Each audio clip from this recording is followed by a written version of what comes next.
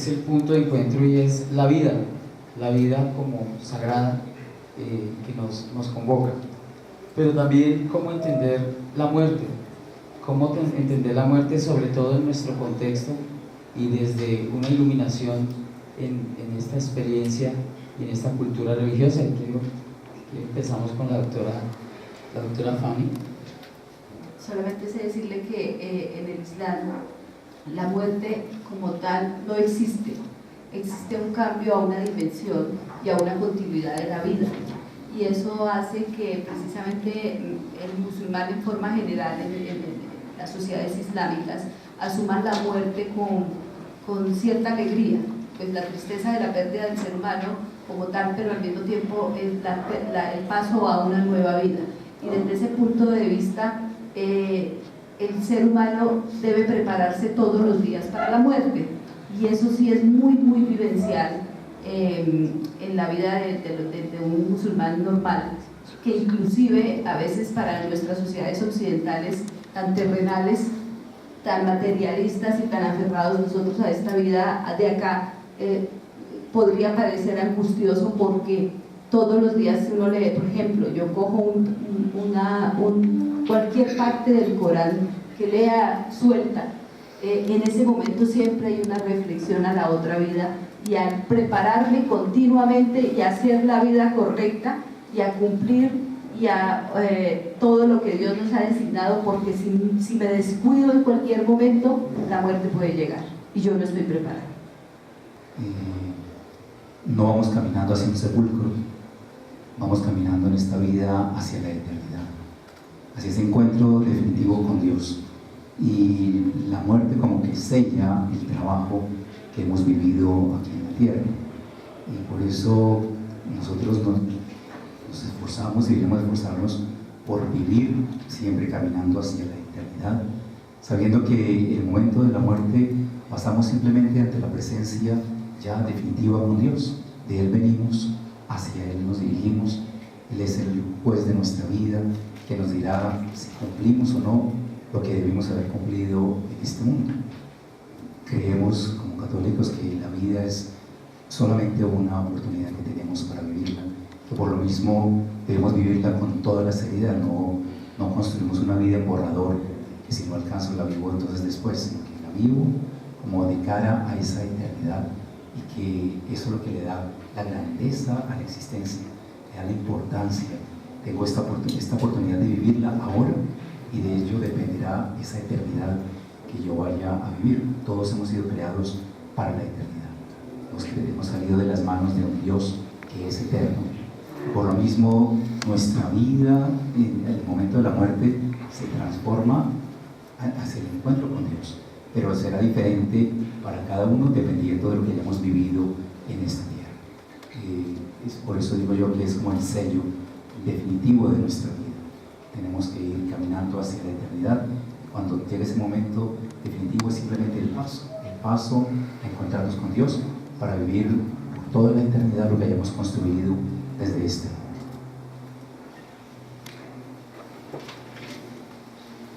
Acá hay una diferencia muy marcada de actitud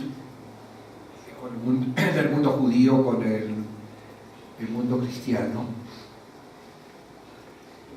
No podemos saber qué es lo que pensaban nuestro pueblo hasta la época talmúdica, que es más o menos entre alrededor del año 100 o 200 de la era común.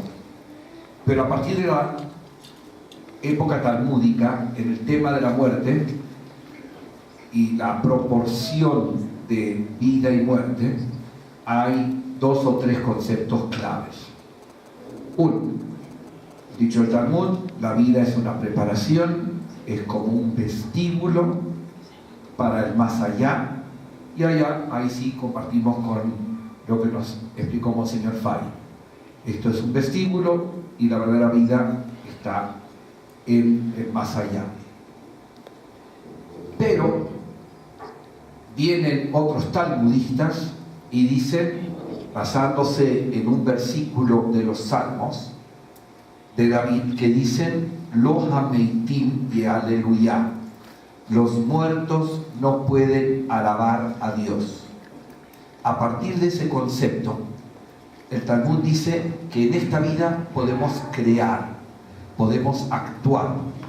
En el más allá solo podemos recibir lo que sembramos en vida, pero somos pasivos. Por lo tanto, tiene más valor. Yafé Talmud Sha'ahat, es mejor una hora en esta vida donde hicimos cosas buenas. Yofé Sha'ahat, es más lindo una hora de esta vida si hicimos buenas acciones, estudiamos, nos acercamos a Dios. Mikol Hayei Olam Haba, que toda la vida eterna. Es decir, que a partir de ese momento, la filosofía judía le puso mucho énfasis a la vida, al actuar, al hacer ya. Lo otro lo cobraremos, para bien o para mal, pero no está en nuestras manos ya. Mientras que acá en nuestra vida podemos actuar, cambiar las cosas, realizarlas. Por eso que morir lo lloramos, porque ya perdemos los sobrevivientes, la relación con el fallecido o la fallecida. Pero además de que lo lloramos, durante 11 meses los hijos 3 veces al día recitan el Kadish.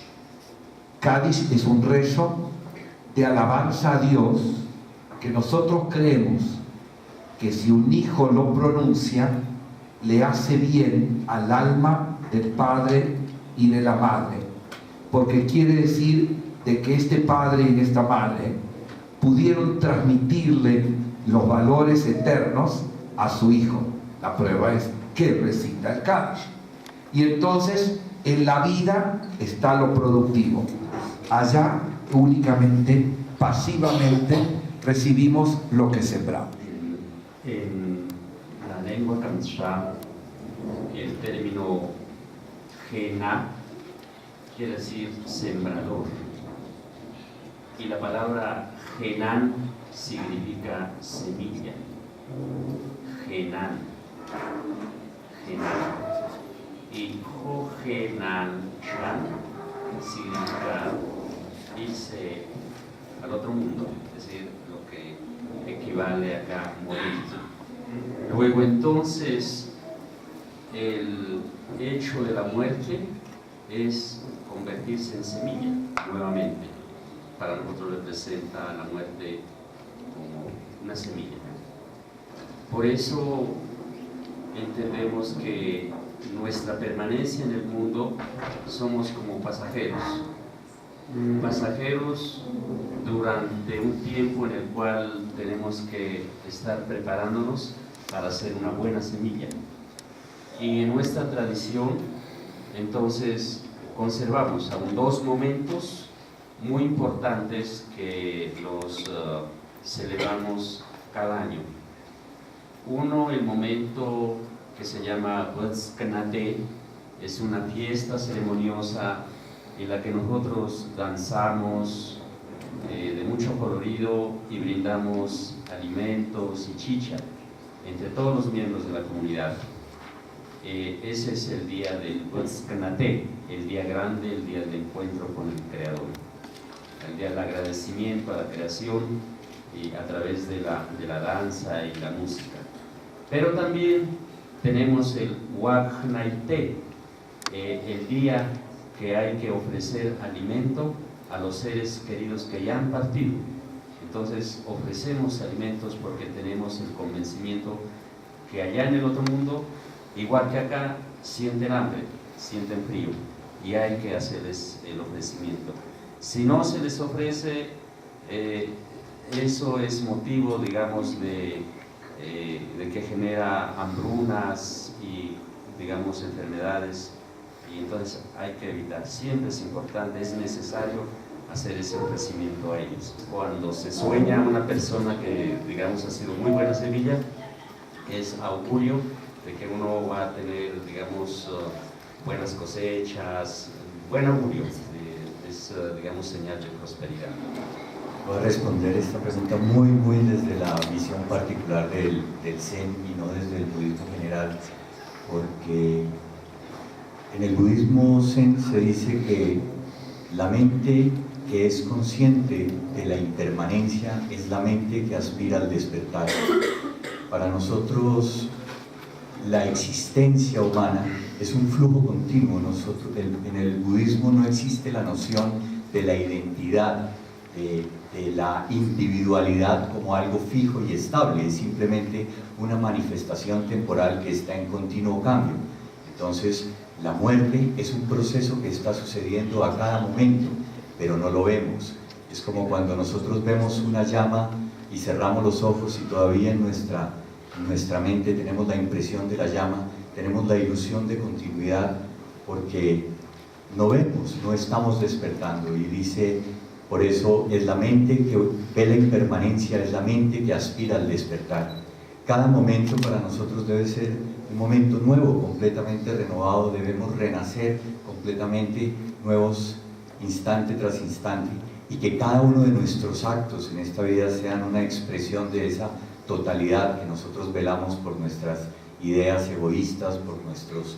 El budismo considera que la mente está velada por los venenos, como el odio, la codicia, la arrogancia, y eso es lo que nos impide ver la realidad tal como es. Entonces la muerte es un proceso continuo en esa impermanencia que nunca termina. Mahoma decía que cada instante nos estamos preparando para la muerte, por lo que llamamos muerte, un cambio de estadio, de dimensión, como decía Fátima. Entonces, claro, esto tiene que ver con el mundo del oculto, y eso siempre nos ha fascinado. Entonces, por supuesto, si el universo si hay 7 cielos, y según la tradición islámica, desde el 7º cielo hasta el trono de Dios hay más de 20.000 velos. Entonces, claro, esto nos lleva a una conclusión interesante, es que nunca terminamos de aprender y la sabiduría es eterna. Los hombres que están en este mundo espiritual, le llamamos más allá, aunque esté bien acá, ejercen una gran influencia y nos pueden ayudar. Nuestros antepasados son nuestro cielo anterior. De ahí que en el Antiguo Testamento, los evangelios del Corán siempre hablan de los antepasados. Jesús recordaba quiénes eran sus antepasados, hablaba con antepasados. De hecho, en el monte de la Transfiguración, Jesús se encuentra con Moisés y Elías. ¿Sí? Y claro, sigue siendo un debate el tema de quiénes no han muerto. Por ejemplo, para nosotros los musulmanes hay personas que están vivas, o sea, partimos de este mundo, están vivos física y espiritualmente, como el caso de Elías o Enoc, que quedaron de volver, no solo Jesús, que es también para los musulmanes un dato interesante. Jesús no murió, va a regresar al final de los tiempos con otros profetas como Elías, como Enoc, y por supuesto con profetas de otros pueblos que no murieron, que se acuerdan comunicar. De hecho, es un tema que tiene que ver con el más allá. Entonces, el tema metafísico siempre ha sido un tema complejo, pero sorprende que se ha puesto de moda en los últimos años hablar de lo metafísico. Entonces habla de los angelología. Entonces se puso de moda hablar de los ángeles, cuando hay una doctrina muy desarrollada de los ángeles en el judaísmo, en el mismo cristianismo y en el islam y en el zoroastrismo. ¿Sí? Hay un tema muy complejo sobre el tema, y el tema de los sueños, ¿no? Cómo interpretamos lo que nos dice la gente que está en el mundo espiritual, un tema interesante.